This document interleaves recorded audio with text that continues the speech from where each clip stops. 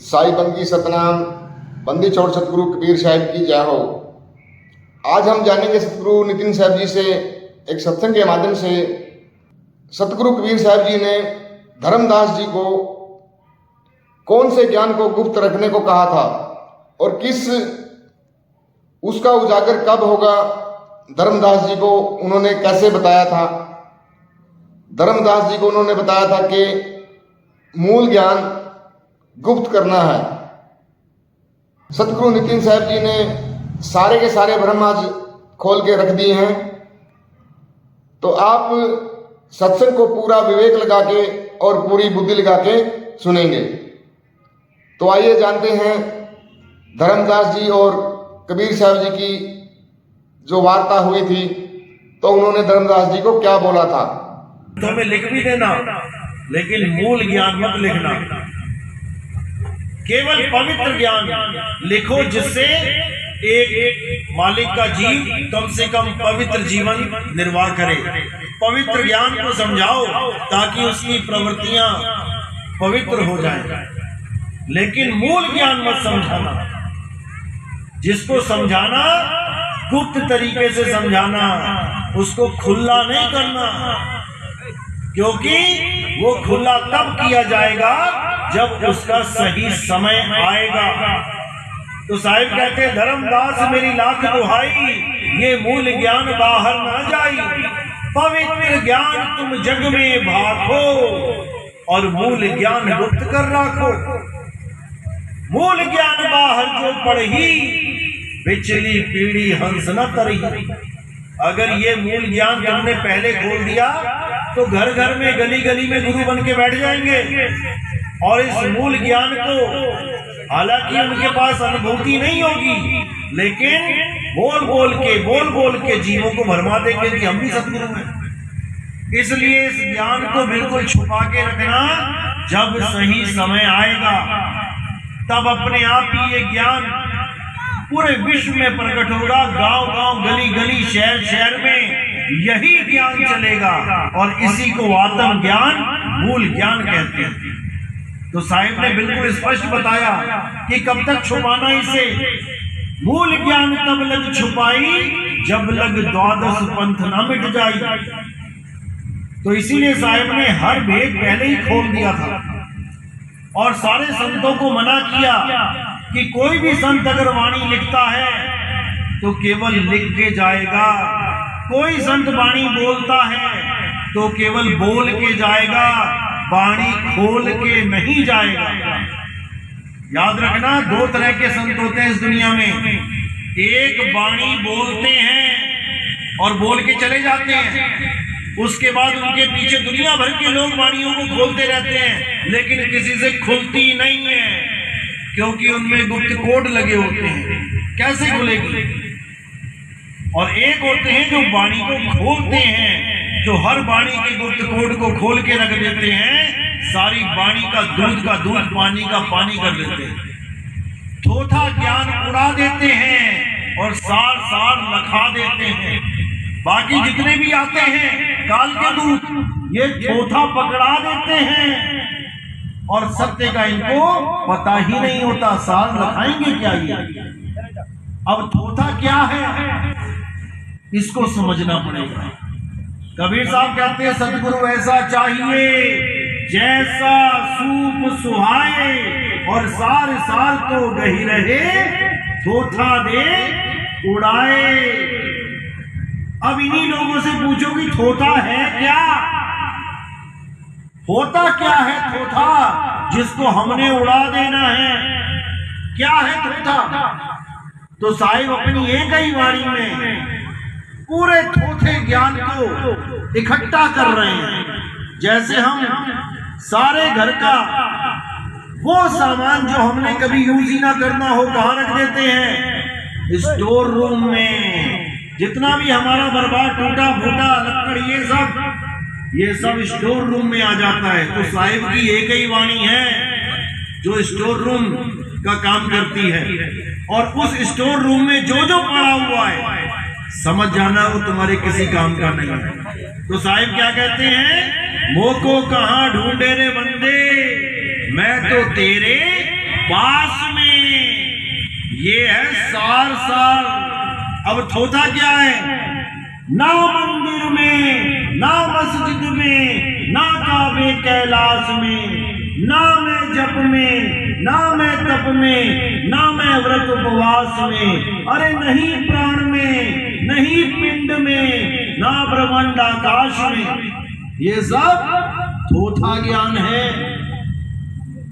और जितने भी गुरु बैठे हैं वो सब यही थोथा पकड़वा रहे हैं। और उनसे बस एक बात ये पूछ लो कि साहिब मेरे पास है, तो वो पास जगह है कहां? बस वहीं पे सारे फेल हो जाते हैं।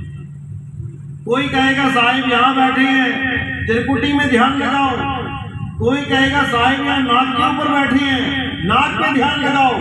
कोई कहेगा श्वासों में साहिब बैठे हैं, श्वासों में ध्यान लगाओ। कोई नाभि में, कोई हृदय में, कोई कंठ में, सारे के सारे इसी पिंड में ध्यान लगवा देते हैं। तो साहिब कहते हैं नहीं प्राण में, नहीं पिंड में। कहां ढूंढ रहे हो? नहीं मिलेगा। क्यों नहीं मिलेगा? क्योंकि वस्तु कहीं और ढूंढे कहीं, कैसे लागे हाथ। और गुप्त वस्तु तब मिले, भेदी लीजे साथ। भेदी लीना साथ में, दीनी वस्तु लखाए। और कोटि जन्म का पंथ था, करोड़ों जन्म लग जाते वहां तक पहुंचने में, लेकिन कोटि जन्म का पंथ था, पल में पहुंचा जाए। पल में पहुंचा जाए मतलब ये नहीं एक पल में तुम्हें परमात्मा मिल जाएगा। पल में पहुंचा जाएगा मतलब वो सूरत तुम्हारी वहां जाना शुरू कर देगी जहां करोड़ों जन्म तक नहीं जा पाती, क्योंकि तुमने निशाना ही कहीं और लगा रखा था।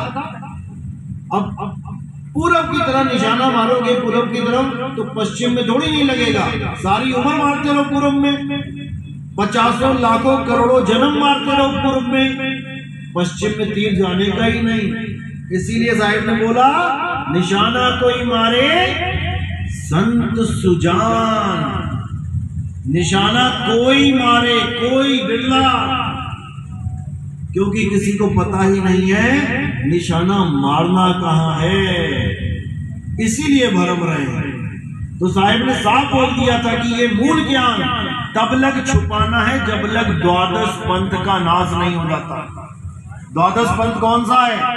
कबीर सागर में ही बताया गया है कि द्वादश पंथ गरीबदास जी का पंथ है। 12 पंथों में से जो आखिरी पंथ है 12वां, इसी के बारे में बताते हुए कहा कि इसी में एक ऐसा गुरु आएगा, हंस मुनि नाम का, काल का दूत। वो इतना बड़ा प्रचार कर देगा मेरे नाम का, लेकिन केवल नाम का प्रचार करेगा, काम का नहीं। वो फिर उन्हीं के नाम जपवा देगा जिनके मैं छुड़वाता आया हूं। लेकिन उस 12वें पंथ के बाद एक ऐसा पंथ चलेगा जिससे पूरा विश्व एक झंडे के नीचे आएगा। उसके लिए क्या बोला? उसके लिए बोला कि 13वें पंथ हम ही चले आए और सब पंथ मेट के एक पंथ चलाएं। इस दुनिया में जितने भी पंथ, नाना प्रकार के जितने भी पंथ चल रहे हैं, हमारा सत्संग जो एक बार ध्यान से सुन लेता है उसके दिमाग की खिड़कियां खुल जाती हैं। फिर वो भूल जाता है कि मैं 50 साल से कोई और पंथ में था, कि मैं 100 साल से किसी और पंथ में था। सारी पंथापंथी खत्म हो जाती है और एक सतनाम के झंडे के नीचे आके खड़ा हो जाता है। वो भूल जाता है कि मैं मुसलमान हूँ, मुझे कलमा पढ़ना है, मुझे कुरान पढ़नी है। भूल जाता है मैं सिख हूँ, मुझे गुरु ग्रंथ साहब के साथ जोड़ा गया है। भूल जाता है कि मैं हिंदू हूँ, मुझे देवी देवताओं की पूजा करनी है। भूल जाता है मैं ईसाई हूँ और केवल एक सत्य को अपनाता है और आके नाम दीक्षा लेता है। आने वाले समय में इतना बड़ा समर्थन मिलेगा इस सतनाम के झंडे को कि आज तक ऐसा समर्थन किसी को नहीं मिला होगा। ये कबीर साहब की वाणी है। और ये मदन साहिब के साथ जब कबीर साहब मिले तब भी उन्होंने इसी को रिपीट किया। क्या बोला? चौथी गद्दी होई अवतारा, ताका चरित्र विदित संसारा, हम ही उनके सिर बैठ में आई और वासे पार कोई नहीं पाई। उन्होंने बिल्कुल क्लियर कर दिया कि एक ऐसा अवतार होगा। कौन सा अवतार? ये काया अवतार नहीं है, इस गलतफहमी में मत रहना। काया अवतार नहीं होती है, ज्ञान अवतार होता है। जब ज्ञान अवतार आता है तो वो युगों युगों तक चलता है। काया अवतार आता है तो वो कुछ समय के लिए होता है। ज्ञान अवतार देखो गीता कब की है? आज तक ये ज्ञान चल रहा है कि नहीं चल रहा है? अभी भारत में कम लोग मान रहे हैं। अंग्रेज ढोलकियां बजाते बजाते भारत में आ रहे हैं, हरे कृष्णा हरे राम करते। हिंदुस्तानी छोड़ रहे हैं कृष्ण जी को, गुरुओं के पास जा रहे हैं। कोई राधा स्वामी में जा रहा है, कोई दिनकारी में जा रहा है, वो मंदिर मस्जिद छोड़ रहा है और अंग्रेज ढोलकियां बजाते हुए हरे कृष्णा करते हुए कृष्ण जी की पूजा कर रहे हैं। तो ज्ञान अवतार युगों युगों तक चलता है। देह अवतार कुछ समय के लिए होती है और वो अवतार होती भी नहीं है। देह का भरपूर खंडन भी किया गया है गीता में ही। हे अर्जुन, क्या बोला? तू और मैं ये शरीर नहीं है। शरीर आते जाते हैं, शरीर बनते बिगड़ते हैं, शरीर परिवर्तित होते हैं, लेकिन अर्जुन ये शरीर सत्य नहीं है। तो सत्य क्या है?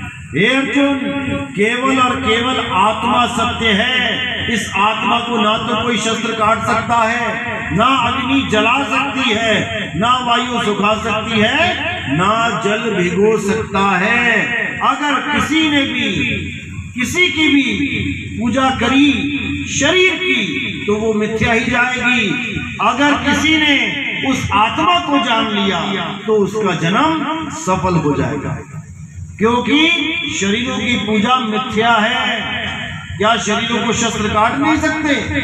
काट सकते हैं, लेकिन आत्मा को नहीं काट सकते। क्या शरीरों को पानी भिगो नहीं सकता? भिगो सकता है। राम जी ने क्या किया था लीला करने के बाद? क्या हुआ राम जी के शरीर का? जल समाधि ली। जल समाधि में जल ने क्या किया? शरीर को गला दिया। अब कृष्ण जी कह रहे हैं कि उसको कोई जल गला नहीं सकता। जिसको जल गला नहीं सकता पूजा उसकी करनी थी, और हम किसकी करते रहे? जिसको जल ने गला दिया। कृष्ण जी के पैर में तीर लगा, लीला करने के बाद शरीर छोड़ना पड़ा। तीर लगा यानी अस्त्र शस्त्र लगे। तो गीता क्या कहती है? हे अर्जुन, आत्मा को कोई अस्त्र काट नहीं सकता। तो पैर में क्या लगा? अस्त्र लगा। तो किसकी पूजा कर दी थी? जिसको अस्त्र लगा या जिसको अस्त्र छू नहीं सकता, उस आत्मा की पूजा करनी थी। लेकिन हम गलती से गलत राह पे चलने लगे और आत्मा से विमुख हो गए और देही को पकड़ के बैठ गए। अगर इस वक्त कृष्ण जी आए, राम जी आए, हनुमान जी आए, बिल्कुल ऐसे जैसे हम बैठे हैं, आप लोग बैठे हैं, तब भी समझ में आता है। हम सेवा करें उनकी, पैर दबाएं, तब भी समझ में आता है, क्योंकि आत्मा विराजमान है काया में। वो आपको आशीर्वाद भी दे सकते हैं। लेकिन हम क्या कर रहे हैं? हम उस शरीर की भी फोटोकॉपी की पूजा कर रहे हैं, चित्रों की पूजा कर रहे हैं। यानी जब तक शरीर में आत्मा है तब तक शरीर चल रहा है, खा रहा है, पी रहा है, ऐसा लगता है जीवित है। क्यों? क्योंकि सत्य के साथ जुड़ा हुआ है। यानी दूध के साथ 10 लीटर दूध में आपने 1 लीटर पानी मिला दिया, तब भी वो दूध के रेट पे बिक जाएगा। यानी झूठ के साथ सच के साथ झूठ भी बिक गया उतने ही रेट पे। ऐसे ही सत्य रूपी आत्मा के साथ अगर ये झूठ रूपी काया है तब भी उसी रेट पे बिक जाती है। ये माला कहाँ डल रही है? ये माला आत्मा पे डली है कि शरीर पे? तो आत्मा के साथ ये झूठ भी पूजा जा रहा है। लेकिन कोई कहे नहीं, 10 लीटर दूध अलग और 1 लीटर पानी अलग, और दोनों ले जाके दो और कहो मुझे उतना ही पैसा दे देगा क्या? नहीं देगा। यानी कि आत्मा अलग कर दो, शरीर अलग कर दो, और कोई पूजेगा क्या? नहीं पूजेगा। तो शरीर तो छोड़ो, शरीर की भी फोटो खींच खींच के यानी नकली नोट तो चला चला, नकली नोट की फोटोकॉपी भी चला रहे हैं। किसके पास नकली नोट आया आज तक? किसी ने देखा नकली नोट? किसी के पास आज तक नकली नोट आया? गलती से हाथ खड़े करो जरा। हाँ, 3-4 नोट आ चुके हैं। क्या वो असली जैसे दिखाई दे रहे थे ना तभी चले? लेकिन वो असली नहीं था। लेकिन तुम पकड़ नहीं पाए, क्यों? क्योंकि परख नहीं थी। परख नहीं थी इसलिए असली जैसा लगा, ले लिया। लेकिन जब परखा तो वो एक कागज के टुकड़े से ज्यादा कुछ भी नहीं था, भले 2000 का है। वो चल गया क्योंकि वो असली जैसा था। अब उस नोट को, असली नोट की कोई फोटोकॉपी करवा ले, काली वाली जीरोक्स, और वो चलाए, तुम्हें चलाओगे क्या? तो फिर ये जितनी भी फोटो पूछ रहे हो ना, ये जीरोक्स है। असली है आत्मा, नकली है ये काया, और जीरोक्स है इस काया की फोटो। वो है फोटोकॉपी। हर जगह ये मूर्ति, ये कैलेंडर, ये फोटो पूजी जा रही है। यानी तुम जीरोक्स ले रहे हो, 2000 का नोट जीरोक्स वाला। इसीलिए कबीर साहब ने बार बार समझाने की कोशिश करी कि जब लग ना पूजोगे आत्म, तब लग ना मिली है परमात्मा। जब तक तुमने आत्मा का खोज नहीं करी, आत्मदेव को नहीं जाना, भूल जाओगे तुम्हें परमात्मा मिलेगा। क्योंकि तुम आत्मा को जानते नहीं हो, इसीलिए तुम कभी पत्थरों की पूजा कर रहे हो, कभी फोटो, कभी कैलेंडर की। जिस पत्थर को तुम भगवान मानते हो, कबीर पंथी कबीर साहब की फोटो को भगवान मानते हैं। रविदास जी वाले रविदास जी की मूर्ति को भगवान मानते हैं। इस मूर्ति को टेढ़ा कर दो और इनको बोलो महाराज जी सुबह तक सीधे हो जाना, तब तो भोग लगाऊंगा, वरना सोचूंगा सो ही रहे हो आप। कितने दिनों में उठेंगे वो? कभी नहीं, कभी नहीं उठेंगे। क्यों नहीं उठेंगे? कारण क्या है? एक छोटे से बच्चे को गिरा दो, कितनी देर में उठ जाएगा? उसी वक्त उठ जाएगा। अरे बकरी के बच्चे को गिरा दो, वो भी उठ जाएगा। लेकिन जिसको तुमने भगवान बना दिया है, वो नहीं उठने वाला। कारण क्या है? कारण है बच्चे में आत्मदेव है और उस पत्थर की मूर्ति में नहीं है। तभी वो कहां दिखाई देती है? नदियों में जाना, कभी कोई इधर टेढ़ा पड़ा है, कोई उधर टेढ़ा पड़ा है। क्यों पड़ा है? क्यों? आज तक तो पूजे जा रहे थे, अब क्या हो गया? अब कोई देखने भी नहीं जा रहा। कारण क्या है? नहीं पता। पूजे क्यों जा रहे हैं, पहले ये समझ लो। पत्थर अगर पूजा जाए तो भाई, गणेश चतुर्थी जब आती है या माता का कोई त्योहार आता है, सड़क के किनारे हजारों मूर्तियां बना के तैयार कर रखी हुई है। तुम वहां जाके 10-10 रुपए क्यों नहीं चढ़ाते? तुम वहां जाके 500 का नोट क्यों नहीं चढ़ाते? वो भी माता की मूर्ति है। एक कलाकार ने 50 मूर्तियां बना दी। तुम जाओ 50 के आगे रखो 50-50 रुपए, नहीं रखोगे। लेकिन वही एक मूर्ति उठा के मंदिर में रख दी। अब तुम जाओगे, पूजोगे भी, वरदान भी मांगोगे, तुम मन्नतें भी मांगोगे।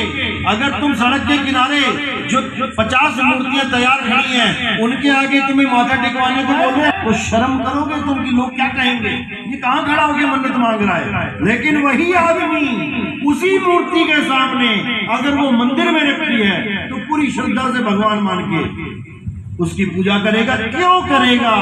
कारण क्या है? कारण है प्राण प्रतिष्ठा। ये जो प्राण प्रतिष्ठा का आडंबर चला है, सबसे बड़ा कारण ये है। क्योंकि पंडित जी को भी पता है कि अगर भगवान को प्राण प्रतिष्ठा वाले उसमें नहीं डाला गया फार्मूले में, तो ये जितने मूर्ति बना रहे हैं ना, ये घर घर में मंदिर बना लेंगे, ये घर घर में नोट चढ़वा लेंगे वहां पे। लेकिन एक ड्रामा बना दिया गया कि प्राण प्रतिष्ठा है। क्यों? क्योंकि मंत्र केवल पंडित जी को आते हैं बोलने, प्राण स्थापित करने वाले आम आदमी को तो संस्कृत पढ़नी पड़ेगी, सीखनी पड़ेगी। अब उस प्राण प्रतिष्ठा चलो मान लिया, प्राण प्रतिष्ठा कर दिया, ठीक है, मूर्ति में कर दिया, राम जी के और कबीर जी के, चलो ठीक है, कबीर जी की मूर्ति लगा लो, कर दिया प्राण प्रतिष्ठा। अब थोड़े दिनों में क्या हुआ, कबीर जी की टोपी ऊपर से हल्की सी टूट गई। कबीर जी की टोपी जो लंबी सी थी ऊपर से टूट गई। अब क्या किया, अरे भैया तो खंडित हो गए, उठा के कबीर साहब को कहां डाल दिया, पीपल के पेड़ के नीचे उठा के कहां डाल दिया, किसी नदी के किनारे। अरे भाई अगर तुम्हारे घर में जो बच्चा है उसका हाथ तक कट जाए तब भी तुम उसे कभी घर से बाहर नहीं निकालते कि तू खंडित हो गया, जा यहां से। और जिसको तुम भगवान मान के मुझे नौकरी मिल जाए, मुझे छोकरी मिल जाए, मुझे मकान मिल जाए, मुझे दुकान मिल जाए, जिसके आगे अरदासें कर रहे हो उसकी टोपी भी टूट गई तो उठा के फेंक आए। तो किसने करी बेकदरी भगवान की, किसने करी, हम ही लोगों ने करी। अभी कोई दूसरा हमारी मूर्ति उठा के फेंक देना नदी में तो लठ चल जाएंगे, तलवारें चल जाएंगी, लेकिन खुद ही पंडित जी उठा के उसको नदी में रखाएं, अब कोई बोलने वाला नहीं। इसी पाखंडवाद को कबीर साहब ने रोका था, साफ बोल दिया, पाथर पूजे हरि बिने तो मैं पूजूं पहाड़, और वासे ये चाकी भली जो पीस खाए संसार। और कबीर पंथियों ने क्या किया, पत्थर की मूर्तियां हटा दी, किसकी, राम जी की, कृष्ण जी की, हनुमान जी की, और किसकी लगा दी, कबीर साहब की। अरे भाई कबीर साहब की मूर्ति लगा दी पत्थर की, अरे वो भी पत्थर ही है। ये मोतियाबिंद जो हो गया कबीर पंथियों को, इसको सही कर लो, बर्बाद हो गए कबीर पंथ वाले भी। कबीर साहब कह रहे हैं पाथर पूजे हरि मिले, ना कि राम पूजे, कृष्ण पूजे, हनुमान पूजे बोला उन्होंने पत्थर का खंडन किया है और तुमने फिर उठा के पत्थर की मूर्ति रख दी। तुमने भी प्राण प्रतिष्ठा करवा दिया, जो कह रहा है नहीं प्राण में उसके भी प्राण डाल दिए तुमने, कमाल कर दिया। लेकिन नहीं समझ में आ रहा क्यों, ये अज्ञानता का जो चश्मा लगा रखा है ये उतरेगा, अब उतरेगा, क्योंकि अब समय आ गया। अब घर घर होगा बोध विचारा, हर जीव जागेगा, सत्य सत्य का निर्णय करेगा और अपने परमात्मा को पाके रहेगा। क्यों, क्योंकि उसे अब ठिकाना पता लगने वाला है।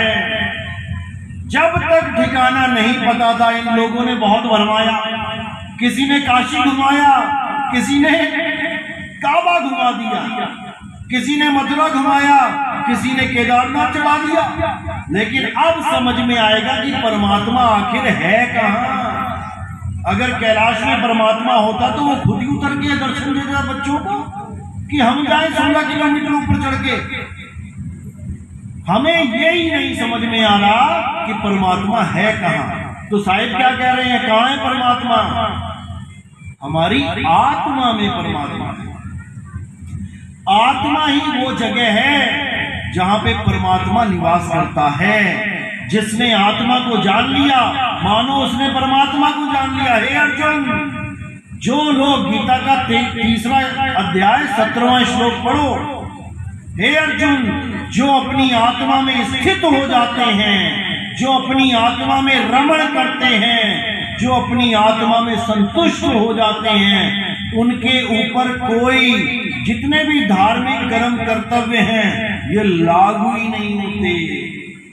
उनको किसी मंदिर में जाने की जरूरत नहीं, उनको किसी व्रत पूजा पाठ करने की जरूरत नहीं, उनको कोई तीर्थ जाने की जरूरत नहीं। परमात्मा स्वयं चल के उनके घर में आते हैं। क्यों? क्योंकि उसने ठिकाना ढूंढ लिया है।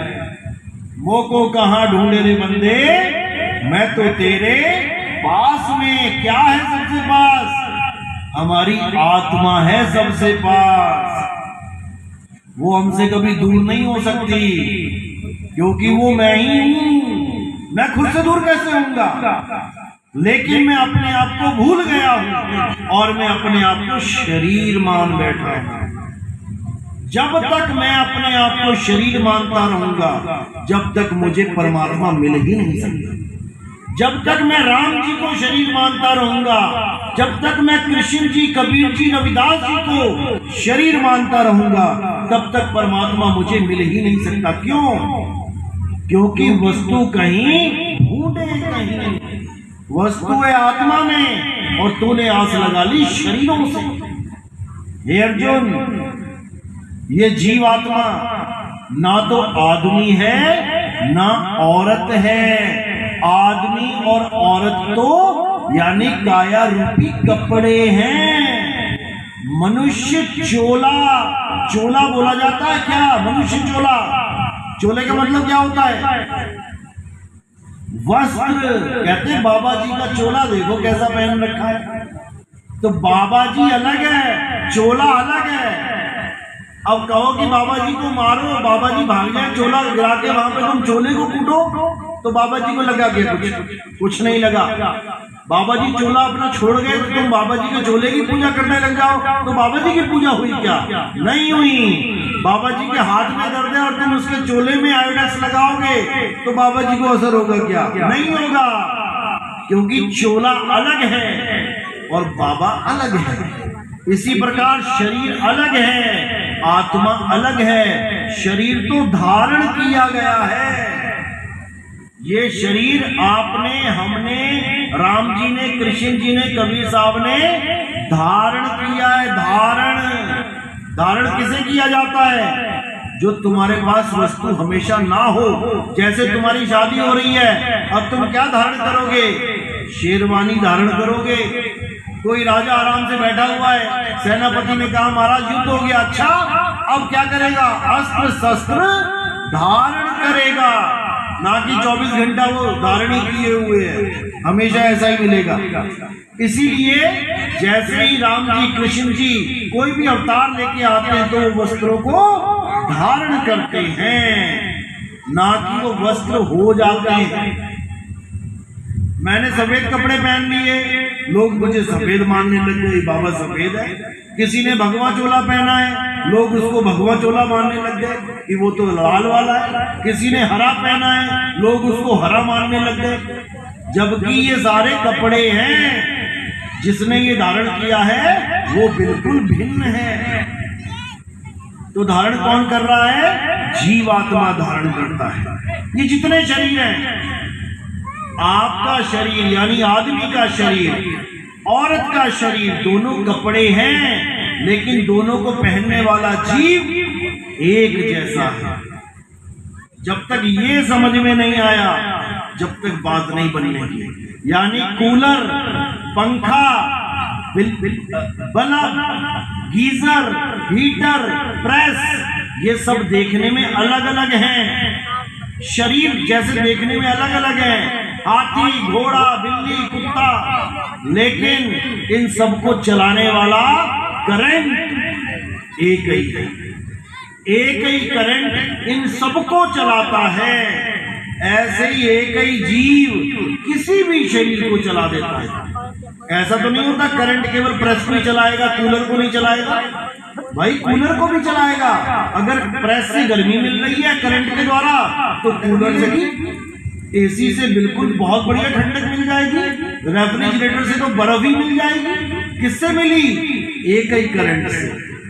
इसी प्रकार एक ही जीव चाहे तो चूहे का शरीर चला ले, चाहे बिल्ली का चला ले, चाहे कुत्ते का, हाथी का, घोड़ी का, यही शरीर चलाते चलाते चलाते अब जाके इंसान का शरीर मिला है। अब इसको चला रहा है। गलती कहाँ कर दी कि अपने आप को ना इसने कभी कुत्ता समझा, बिल्ली समझा, हाथी समझा, घोड़ा समझा। जब हम कहते हैं तुम 84 भोग के आए हो, तो तुम क्या कभी सोचते हो कि मैं कुत्ता था, मैं बिल्ली था, मैं हाथी था? लेकिन तुम ये सोचते हो कि मैं आदमी हूं। कितने समय के लिए? कितने समय के लिए? कुछ समय के लिए तुम अभी आदमी बने बैठे हो। उसके बाद क्या होगा? इन 9 दरवाजों में से तुम बाहर आ जाओगे और फिर माँ के गर्भ में चले जाओगे। अब ये इंसानी चोला भी खत्म, अब तुम इंसान भी नहीं रहे। अब जैसा गर्भ मिलेगा तुम्हें, तुम वैसे ही बन जाओगे।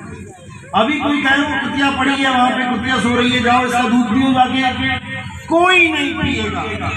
लेकिन यही चूल्हा छोड़ के उसके गर्भ में चले गए और 15-20 कुत्ते पैदा हो गए। अब झगड़ा करोगे वही दूध पीने के लिए, बाकियों को पीछे धकेलोगे और तुम सबसे पहले मुंह लगाओगे। क्यों? क्योंकि अब तुम्हें ये होश नहीं रहेगा कि मैं कभी आदमी था। खत्म, आदमी वाला रोल खत्म। अब आ गए कुत्ते, सुअर, गधे। तो यही माया का जाल है। माया कभी ये सोचने तक नहीं देती कि तुम हो क्या। जो दिखता है वही बिकता है, जो दिख रहा है वही चल रहा है। मैं आदमी, तू औरत, मैं जवान, तू बूढ़ा, मैं बच्चा। अरे ना कोई आदमी, ना कोई औरत, ना कोई बूढ़ा, ना कोई जवान, ना कोई बच्चा। तुम अनंत हो, तुम्हारा कोई समय ही नहीं है। अध्याय 2, हे अर्जुन, मैं, तू और ये राजा महाराजा, ऐसा कोई समय नहीं था जब हम नहीं थे, और ऐसा कोई समय नहीं आएगा जब हम और तुम नहीं होंगे। तो कौन सा स्वरूप है? सतयुग में कहाँ है शकुनी मामा? त्रेता में कहाँ है दुर्योधन? और कलयुग में कहाँ है कृष्ण? यानी देह रूप तो बदल जाएंगे, खत्म हो जाएंगे, लेकिन अर्जुन, हमारी तुम्हारी आत्मा सदैव रहेगी। इसको कोई मारने में सक्षम नहीं है। तो किसकी पूजा करनी है? जो मर जाता है या जो अमर है? जो अमर है उसकी पूजा करनी है।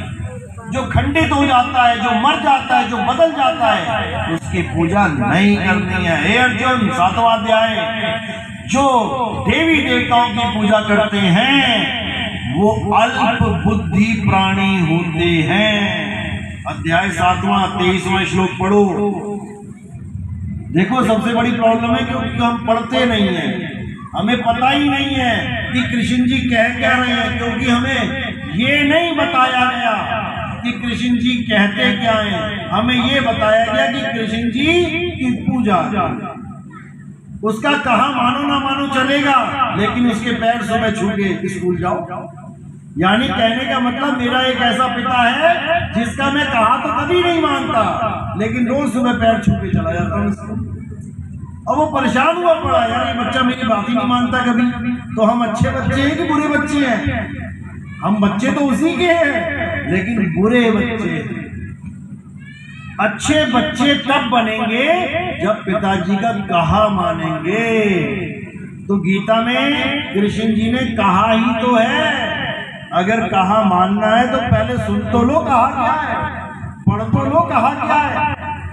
लेकिन किसी ने कुछ पढ़ा नहीं, बस सुबह उठ के माथा टेका और फॉर्मेलिटी पूरी करी, चलो जयराम। ऐसा नहीं। उसमें साफ लिखा है, जो भूतों प्रेतों की पूजा करते हैं वो भूतों प्रेतों के बीच में जन्म लेते हैं।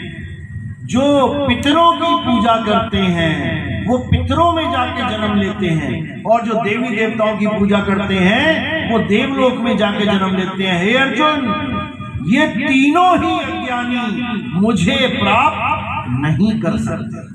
बिल्कुल क्लियर। इन तीनों को अज्ञानी बोल दिया। क्यों बोला अज्ञानी? क्योंकि ये तीनों ही आत्मज्ञानी नहीं हैं। इसलिए बोला कि मैं तो बोलता रहा आत्मा सत्य, आत्मा सत्य, और ये उठा के इंद्र की पूजा कर रहा है, ये उठा के किसी और देवी देवता की पूजा, शनिदेव की पूजा कर रहा है। मैंने कब कहा शनिदेव की पूजा करने को? भाई मैंने तो आत्मा की महिमा गाई है। हे अर्जुन, आत्मा अचल है, नित्य है, सनातन है। आत्मा का पुजारी है वही सनातनी कहाने का हकदार है। लेकिन यहाँ देवी देवता पूजने वाले सनातनी बने बैठे हैं, क्या किया जाए?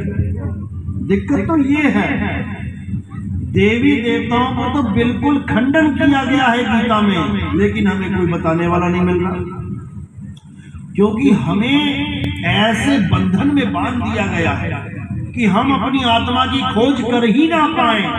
यही काल जाल है। इस काल ने ऐसा भ्रम जाल फैला दिया है कि भगवान की जगह, यानी परमात्मा की जगह आदमी और औरत की पूजा करवा रहा है। अब राम जी आदमी है कि औरत? सब कहेंगे आदमी है। अरे भाई आदमी उनके कपड़े हैं। सीता जी आदमी है कि औरत? सब कहेंगे औरत है। अरे भाई वो कपड़े हैं। राम जी भी आत्मा है और सीता जी भी आत्मा है। जब तक हम इनको आत्म रूप में स्वीकार नहीं करेंगे, जब तक हम धोबी बन के क्या धोएंगे? कपड़े ही धोएंगे। दिक्कत ये है, राम जी की पूजा करनी है तो उनकी आत्मा को जानो। कृष्ण जी को जानना है तो उसकी आत्मा को जानो, ना कि शरीरों को जानो। कृष्ण जी, विष्णु जी को आपने एक आदमी मान लिया है क्योंकि मनवा दिया गया, जबकि पहला अवतार क्या है विष्णु जी का? मछली। मानो मछली को विष्णु जी, मान के दिखाओ। मछली खाना छोड़ देना। भाई गाय को मानते हो ना कि शंकर जी की गाय है, कृष्ण जी की प्यारी गाय है? अरे वो तो स्वयं कृष्ण जी है मछली। अब खा के दिखाओ। तुम्हारी हालत ना खराब कर दी तो उसने। क्यों? क्योंकि समझने के बाद अगर तुम गलत काम करते हो तो जेल में जाते हो, और जब तक ना समझो 18 से नीचे हो, जब तक कहां जाते हो? बाल सुधार गृह में। तो आज समझ लो क्या क्या नहीं खाना है।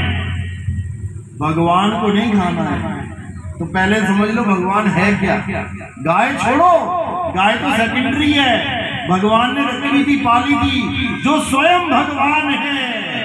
मछली का अवतार, जो मछली खाता है, याद रखना तुमने विष्णु जी के शरीर को खा लिया है। अब तुम्हारी ऐसी हालत होने वाली है कि तुम्हें भगवान भी ना बचाएगा। और कौन? कछुआ, दूसरा अवतार, कछुए का अवतार। अब कछुआ देखते ही अगर किसी ने खाने का विचार कर लिया तो समझ जाना कि गौ हत्या से भी बड़ा पाप लगेगा। तीसरा वरा अवतार, जंगली सुअर का अवतार। खूब अचार खाते हैं जंगली सुअर का पंजाबी लोग, मार मार के। विष्णु जी के पुजारी। अब खाना, अब समझ के खाना कि क्या खा रहे हो। गौ हत्या को कहते हैं महापाप। अरे वो तो सेकेंडरी है, ये तो विष्णु जी का अवतार है। तो भाई जब हम विष्णु जी को मछली नहीं मान रहे, हम विष्णु जी को कछुआ नहीं मान रहे, हम विष्णु जी को जंगली सुअर नहीं मान रहे, तो हम विष्णु जी को आदमी क्यों मान बैठे? हम कृष्ण जी को आदमी क्यों मान बैठे? अरे आदमी भी एक चोला है और वो कछुआ मछली भी एक चोला है।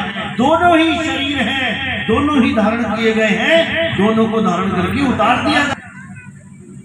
इसीलिए गीता में स्पष्ट बोला है अर्जुन, तेरे और मेरे कई जन्म हो चुके हैं। मैं उनको जानता हूं लेकिन तू उन्हें नहीं जानता, तू भूल चुका है। अगला ही श्लोक, यद्यपि मैं अजन्मा हूं, यानी मैं जन्म मरण से रहित हूं। फिर तो पिछला वाला श्लोक झूठा पड़ गया। एक श्लोक में बोला तेरे मेरे कई जन्म हो लिए, और अगले श्लोक में कह रहे हैं मेरा कोई जन्म ही नहीं होता, मैं तो अजन्मा हूं। दोनों में से एक ही बात सत्य हो सकती है, लेकिन दोनों ही सत्य हैं। कैसे? तेरे मेरे कई जन्म हो चुके हैं, किसके? देह स्वरूप के, लेकिन मैं अजन्मा हूं आत्म स्वरूप में। तो हे अर्जुन, देह की पूजा नहीं करनी है, केवल आत्मा को जानना है। तत्वदर्शी संतों ने 2 प्रकार के तत्वों का वर्णन किया है। अध्याय 4 पढ़ो।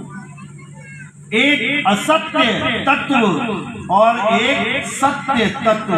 असत्य तत्व तो इन शरीरों को मानो जो हमेशा बदलते रहते हैं, हमेशा जन्मते और मरते रहते हैं, और सत्य तत्व आत्मा को जानो जो कभी बदलती नहीं है और कभी जन्मती और मरती नहीं है। हे अर्जुन, अगर तुम उस आत्मा को प्राप्त करना चाहते हो, आत्म ज्ञान को प्राप्त करना चाहते हो, तो अध्याय 34वां श्लोक कि तुम किसी आत्मज्ञानी गुरु के पास जाओ जिसने अपनी आत्मा को जान लिया है, जिसने अपनी आत्मा को महसूस किया है। केवल वही तुम्हें बता सकता है कि तुम एक शरीर नहीं एक आत्मा हो, नहीं तो तुम सारी उम्र अपने आप को आदमी मानते मानते मानते ये शरीर छोड़ दोगे और तुम्हारी आस फिर इसी शरीर में लगी होगी कि डॉक्टर साहब मुझे बचा लो, डॉक्टर साहब मुझे बचा लो, जबकि तुम अमर हो। बचा किसको लो? तुम मरे ही नहीं सकते, किसको बचाने की बात कर रहे हो? अरे शरीर को बचाना चाहते हो जो पहले से ही मरा हुआ है। तो जब तक अपने स्वरूप को नहीं जानोगे, जब तक बात बनने वाली नहीं है। इसलिए केवल एक सत्य है और वो सत्य पूरे विश्व के लिए है। ऐसा नहीं कि केवल हिंदुओं के लिए सत्य है और मुसलमानों का नहीं है। हिंदू, मुस्लिम, सिख, ईसाई सब एक सत्य के बच्चे हैं, एक परमात्मा के बच्चे हैं। लेकिन उस एक परमात्मा को ढूंढने के चक्कर अलग अलग धर्म बना बैठे, अलग अलग जात बना बैठे, अलग अलग पंथ बना बैठे उस एक को पाने के चक्कर में। लेकिन अब समय आ गया है कि उस एक को जानेंगे और एक को पहचानेंगे, पाएंगे। और कहाँ जाएंगे? मंदिर की मस्जिद, गुरुद्वारे की चर्च? कहीं नहीं। अब जाएंगे अपनी आत्मा में रमण करने। हे अर्जुन, जो अपनी आत्मा में रमण करते हैं वही स्थित प्रज्ञ कहलाते हैं। और स्थित प्रज्ञ जो हो जाते हैं, परमात्मा उनके हृदय में वास करता है, यानी उनकी आत्मा में वास करता है। अब उन्हें कहीं बाहर जाने की जरूरत नहीं है। तो अब क्या समझ में आया? शरीर सत्य है कि आत्मा सत्य है? शरीर सत्य है, ये किसको लग रहा है? हाथ खड़ा करो। जो शरीर सत्य है, शरीर सत्य है, आत्मा सत्य है, ये किसको लग रहा है? हाथ खड़े करो। सारे विवेकी लगे। अच्छी बात है, यही विवेक होता है। ये विवेक केवल इस 1 घंटे तक ही ना रहे कहीं, उसके बाद दोबारा वही कपड़े धोने चले गए। कब तक सत्य को पूजना है? थोड़ी देर तक कि हमेशा? हमेशा। और असत्य की पूजा कितनी देर करनी है? करनी ही नहीं है, करनी ही नहीं है। तो अगली बार जब शरीर के सामने खड़े होकर अगरबत्ती लगाओगे तो नितिन दास की ये बात याद रखना कि शरीर की पूजा नहीं करनी है। चलो।